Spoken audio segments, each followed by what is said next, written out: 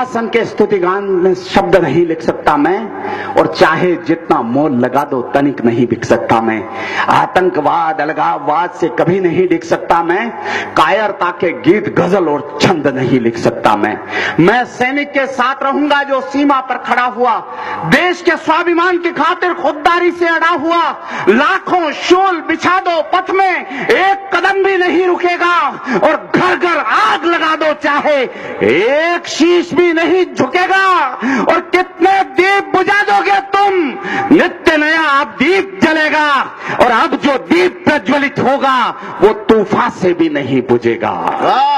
उस दीप ज्योत की ज्वाला लेकर, उस दीप ज्योत की ज्वाला लेकर लंका दहन शुरू होगा। तारुण्य ताप की ताकत से अब भारत विश्व गुरु होगा। तीन रंग का नहीं वस्त्र ये ध्वजा देश की शान है। पिछले दिनों मुझे एक कार्यक्रम का संचालन करने के लिए श्रीनगर कश्मीर जाना पड़ा। वहां पर मुझे जब कार्यक्रम समाप्त हो गया, 4 बजे थे, हमने कहा कहीं अच्छे दर्शन करवा दो। उन्होंने समझा कि भगवान के दर्शन करना चाहते हैं। आयोजकों ने हमें एक इम्तियाज ड्राइवर के साथ शंकराचार्य जी के दर्शन करने के लिए भेज दिया। हम डल लेक के किनारे वहां पहुंचे तो 5 बज चुके थे। वहां पर सुरक्षा के लोगों ने कहा कि 5 बजे बाद यहां शंकराचार्य के दर्शन आप नहीं कर सकते, आपको सुबह 6 बजे आना पड़ेगा।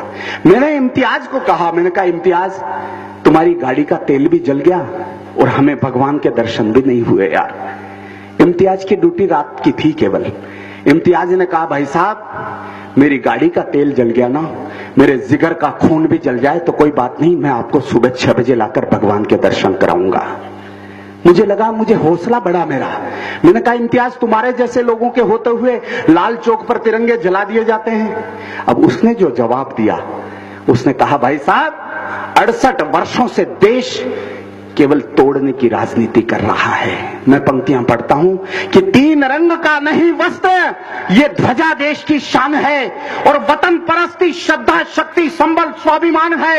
यही है गंगा, यही हिमालय, यही हिंद की जान है, और तीन रंग में रंगा हुआ ये अपना हिंदुस्तान है। जिसके खातिर फांसी झूले लहू मिलाया माटी में, वही तिरंगा अपमानित है, वही तिरंगा अपमानित है काश्मीर की घाटी में। अब अपमान तिरंगे ध्वज का किसी दशा में नहीं सहेंगे।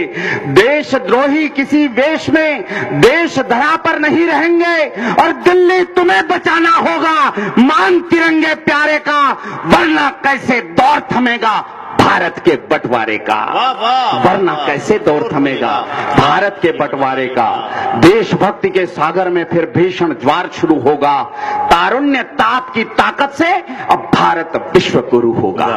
कौन लोग हैं ये जो बैठे हैं, परिचय देना चाहता हूं। आपके अंदर एक स्वाभिमान की चिति, उसको जागृत करना चाहता हूं कि जो 100 योजन लांग गया तुम उसी देव के आराधक, जो 100 योजन लांग गया तुम उसी देव के आराधक, और सिंहों के दांत गिने जिसने तुम उसी वंश के संवाहक, जिसकी अस्थि से वज्र बना तुम हो दधीची के अंशदान, और टूट गया पर झुका नहीं तुम उस प्रताप के स्वाभिमान।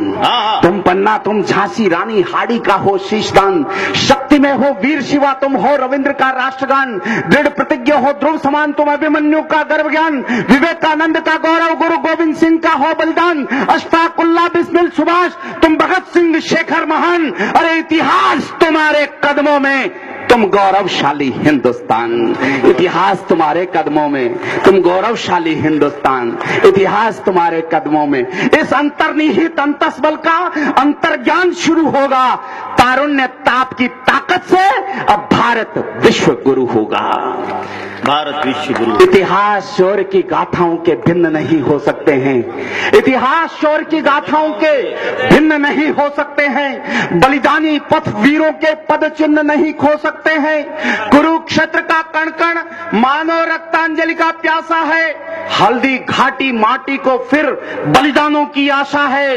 ऋषि अगस्त की संतानें हम महासिंधु पी जाएंगे, और महाक्रांति के कदम उठे तो सिंहासन थर्राएंगे। दिनकर की तरुणाई जागो, सारा देश जगाना है और दानव दुष्ट दरिंदों का अब नाम निशान मिटाना है। अंधकार का वक्ष चीरकर सूरज नया उगाना है और प्राण रहे न रहे तन में पर हिंदुस्तान बचाना है। प्राण रहे न रहे तन में, प्राण रहे न रहे तन में। कौन सी परिस्थितियों का निर्माण देश देखना चाहता है? इस मंच पर मैं अंतिम पंक्तियां पढ़ने की निवेदन। कौन सी परिस्थितियां इस देश में निर्मित होने वाली है कि अब शैलराज के वक्षस्थल में दावानल भीषण होगा, प्रखर प्रभंजन प्रणवीरों का रण की खातिर प्रण होगा। भाई साहब, आपको समर्पित करता हूं। जब देशभक्ति की बातों के बीच दो बड़े लोग आपस में बात करने लगे तो समझो देश फिर संकट से घिरने वाला है।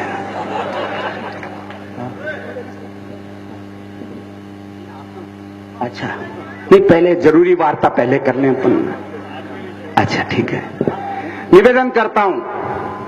कौन सी परिस्थितियों का निर्माण देश चाहता है? अब शैलराज के वक्षस्थल में दावानल भीषण होगा, प्रखर प्रभंजन प्रणवीरों का रण की खातिर प्रण होगा।